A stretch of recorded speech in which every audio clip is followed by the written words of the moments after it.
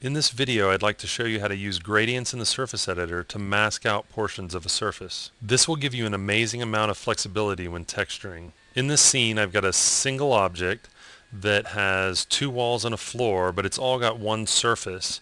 And so what I want to do is I want to be able to split those up. So let's start by opening up our surface editor. And as you can see, I still only have one surface called room. It's for all the geometry in this object. And let's start by setting this up with the texture editor. So I'm going to click the T to open up the texture editor for the color channel. And let's change our layer type to procedural texture. Okay, and I'm going to go ahead and give it a color that we can see. You can see it update over here in our Viper window as well as OpenGL. Now, it's got one surface on everything, but I want the floor to be slightly different than the walls, so I'm going to separate those using a gradient.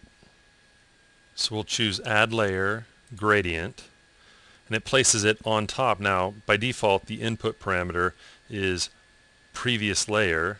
I'm going to change that to Slope. Then I'm going to change my blending mode to Alpha. Okay, and I'm going to set this first key, I'm going to set it to black,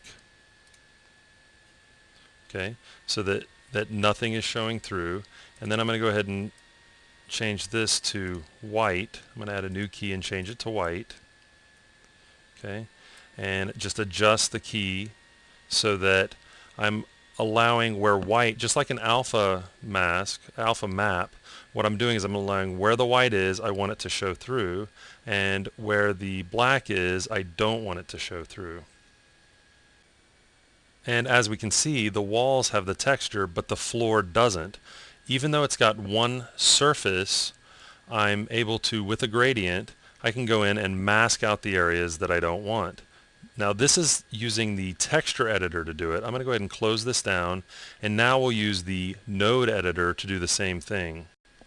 I'm going to click Edit Nodes to open up the node editor, and I'm going to go ahead and choose a 3D texture, a procedural. I use turbulence, same that we did before, and I'm going to plug that into the color channel. Now what happens is it now that I've plugged it into the color channel, it overwrites the color work that we did with the texture editor earlier.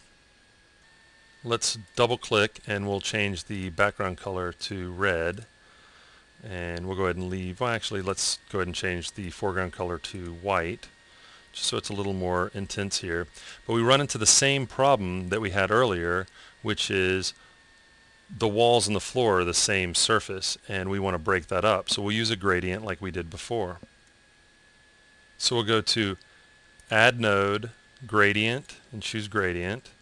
Okay, and I'm going to double click to bring up my gradient properties, and in here I'm going to change the input parameter to Slope.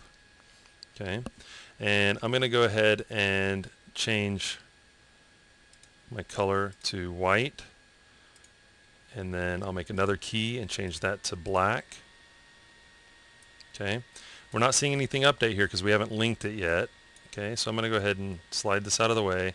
I'm going to feed my color into opacity. Okay, we start seeing something very similar. I'm going to go back and adjust the gradient a little bit. Okay, actually I'm going to work the other way. Okay, fill in the wall here.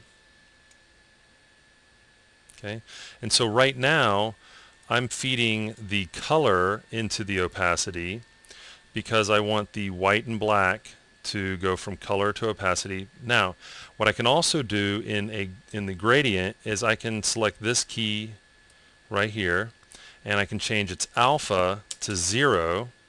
Okay, and instead of feeding the color, I can feed the alpha into the opacity. And what it does is it takes the alpha information. It doesn't matter what colors are here. I can change this to white if I'd like. Okay, and nothing changes over here because it's not reading the color information, it's reading the alpha information and feeding that into the opacity.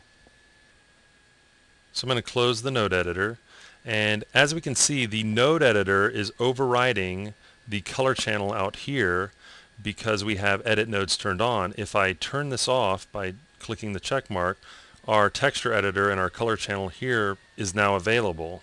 Whether you mask your textures using gradients in the texture editor or the node editor, you'll be adding more flexibility to your surfaces. The possibilities are truly endless.